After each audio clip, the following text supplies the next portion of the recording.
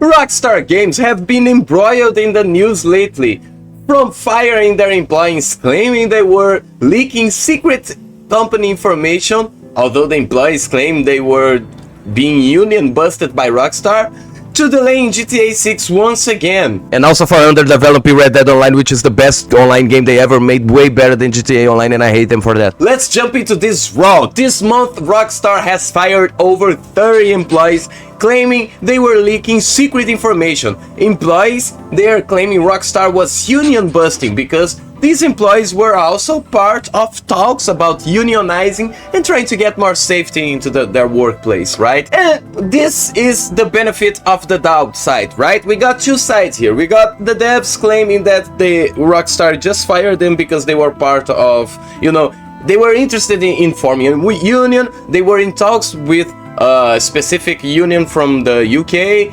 and they were specifically targeted to because their participation in these union talks, let's say. Rockstar claims that these employees were leaking information on separate forums, maybe Discord. I don't think they have disclosed where, but it was a group outside the official groups of the company. Now, obviously, I can understand the employees wanting to discuss having a union, having more work stability. I, as a dev, can totally sympathize. But they gotta be careful. I don't know how much information they were leaking from the company, and this is a very serious issue, right? It's a very delicate and you have to approach with care, but I am gonna say this indeed does look weird, right? We are at a stage that GTA 6 is being developed that you would probably not want to fire people at this stage, right? I think Bellora News also talked about this, and he put it very well. At this stage, firing people, especially if they are key members, let's say, we don't have specifications of who these workers were, but let's say they have the most replaceable job ever, right? Let's say it won't hurt the company to replace them. It still needs to replace them, or other people at the company needs to pick up their work, needs to understand what they were doing so they can do it instead. So it's a really hard situation for a Rockstar, and I don't think they would just fire someone like that, but maybe it has nothing to do with union as they claim, and they were indeed just leaking information with bad intentions or not, right? They were fired for gross misconduct according to Rockstar, and this is a legal term that can be brought to court, and I think that the eventual lawsuit that might arise from this termination will impact the gaming industry in many ways. First of all, this is a great example of union busting, and if Rockstar is found guilty, if they have to repay all these workers, and even maybe he hired them, although it wouldn't make a lot of sense, right? There would be bad blood between them. But if that would be the case, it would send ripples across the industry, and many other companies would be like, wait, I cannot fire employees now. Or maybe they will think twice. Maybe unions will get stronger all around the world in regards to the gaming industry.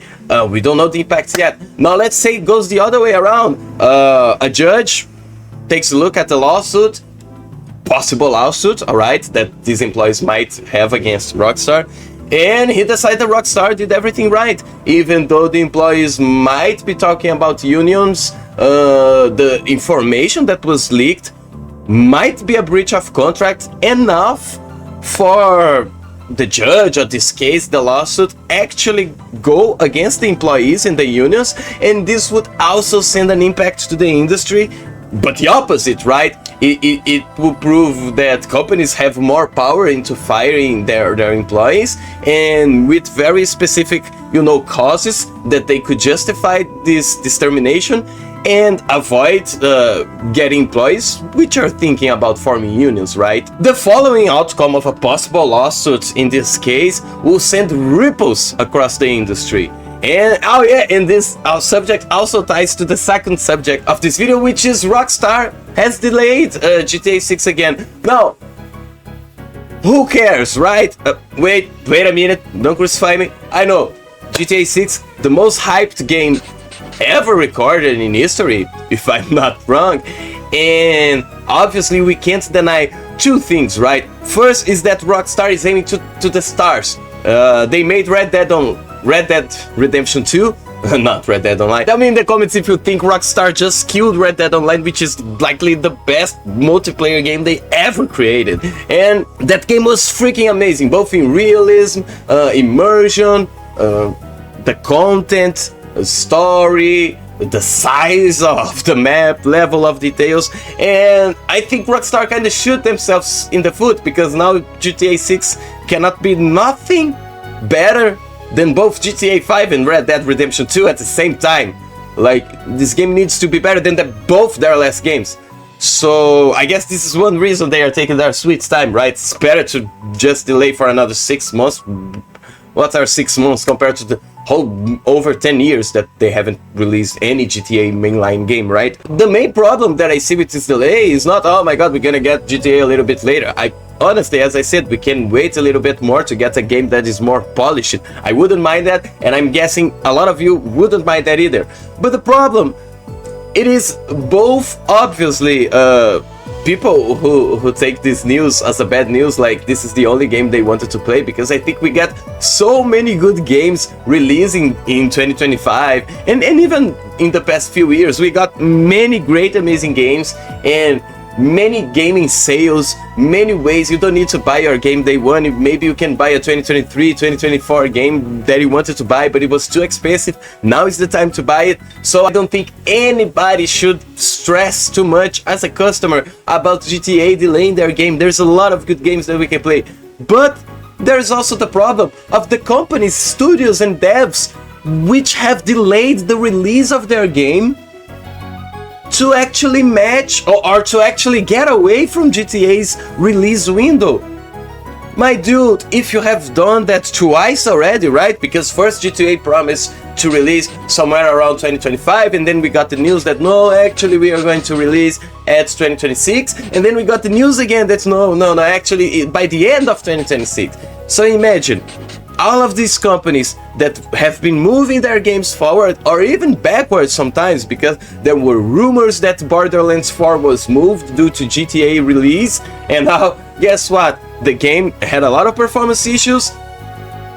Let's just hypothetically, let's say that Borderlands 4 was actually moved forward because of GTA 6. That means that these performance issues that were a hit to the game's review in general, right? Many people were complaining about the performance issues on Borderlands 4. If Borderlands 4 was moved forward because of GTA 6, that means that they launched their game in a worse state just because of supposed GTA 6 release window that never came to be.